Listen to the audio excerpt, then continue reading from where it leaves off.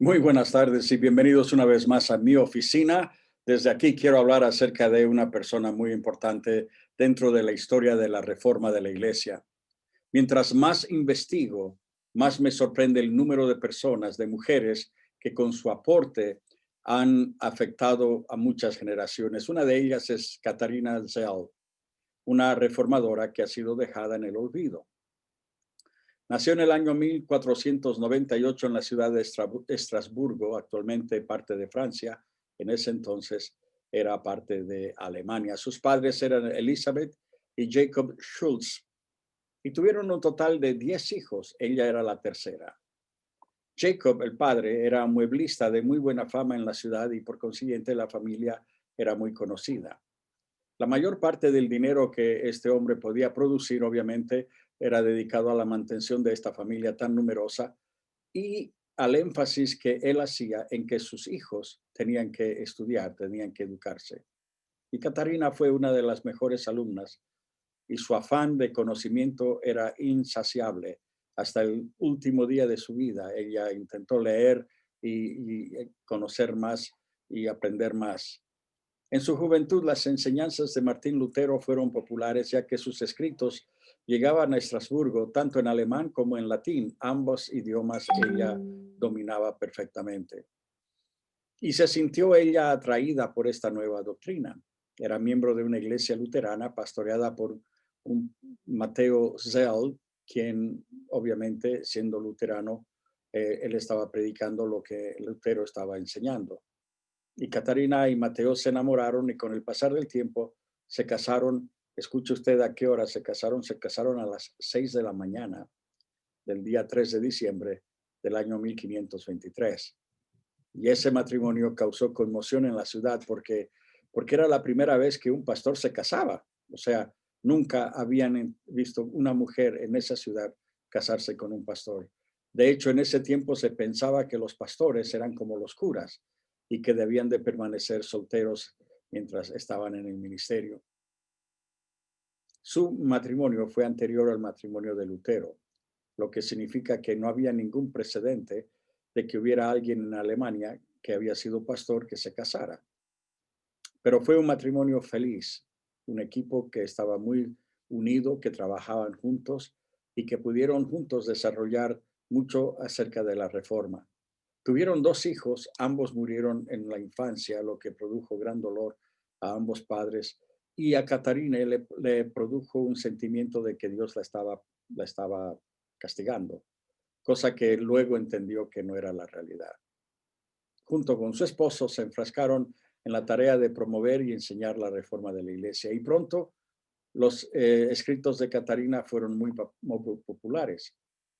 Ella era la que escribía la mayoría de los panfletos con el mensaje de la reforma necesaria para la iglesia. Y el historiador Zisperger dijo que sin los panfletos, la reforma nunca hubiera sido una realidad. Sus escritos tenían la finalidad de enfrentar las enseñanzas erróneas de la iglesia y de animar a las personas a que puedan tener una experiencia directa, personal con Dios y no a través de un intermediario. No solamente ella era conocida en Estrasburgo, sino que su fama llegó a oídos de Lutero, quien leía sus panfletos y se sabe que se conocieron personalmente en algún momento, aunque no hay mucho escrito acerca de este encuentro. Uno de sus logros fue editar 4 himnarios que contenían los himnos utilizados en la en las iglesias reformadas. El trabajo que ella hizo no era normal para una mujer en esos tiempos. La reforma produjo pocas mujeres escritoras, siendo Catarina tal vez una de las más conocidas, si no la única. Ella rompió los paradigmas del momento que tenían referencia a lo que la mujer podía hacer y no podía hacer, y pudo expresar públicamente sus pensamientos. En sus escritos, Catarina proclamaba que Cristo es el Hijo de Dios y que es el único Salvador de la humanidad, tal cual está escrito en los Evangelios. En otras palabras, ella rechazaba la idea de que uno es salvo por obras o por la religión. Rechazaba la creencia de que María era corredentora de la humanidad.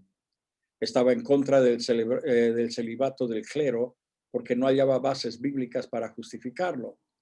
Tampoco estaba de acuerdo con la oración a los santos y por lo tanto lo denunciaba.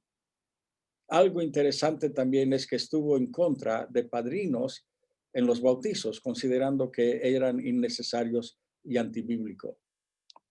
Se considera como la mejor teóloga femenina de la Reforma. Ella confiaba plenamente en la palabra de Dios y no se dejaba llevar por lo que otros pensaran o enseñaran. Y ese es el secreto para cada uno de nosotros. Debemos de confiar en la palabra de Dios y no en lo que la otra gente pueda opinar, la sociedad pueda opinar, el gobierno pueda opinar, sino que ni siquiera nuestras iglesias, sino que la palabra es la base. Esta frase refleja el sentimiento de esta mujer. Ella dijo, no pretendo ser Juan el Bautista reprendiendo a los fariseos. No me considero ser Natán enfrentando a David. Yo pretendo ser la burra de Balaam castigando a su amo. Ella es la autora de la famosa frase que hemos visto repetidas 1000 veces. La fe no es fe a menos que sea probada. Ella fue la primera en escribir esa frase.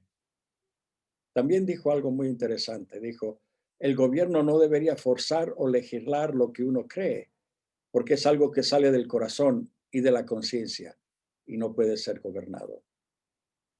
En otras palabras, un gobierno no debe ni imponer ni prohibir la creencia religiosa de una persona. Ella es recordada hoy como una mujer de fe, valiente, que no se dejaba intimidar por lo que otros pudieran pensar de ella. Ella tenía una cosa clara en su mente. Solo la palabra de Dios tiene autoridad. Y esa es nuestra enseñanza para hoy y es lo que nosotros creemos. Solo la palabra tiene la autoridad.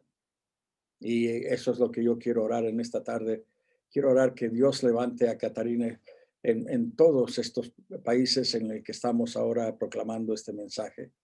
Padre, yo te doy gracias por Catarina y por el ejemplo que nos deja de una persona que se entrega, que no está dispuesta a ser gobernada por el pensamiento ajeno o la opinión de una sociedad, sino que está gobernada por la fe en ti y por lo que dice tu palabra.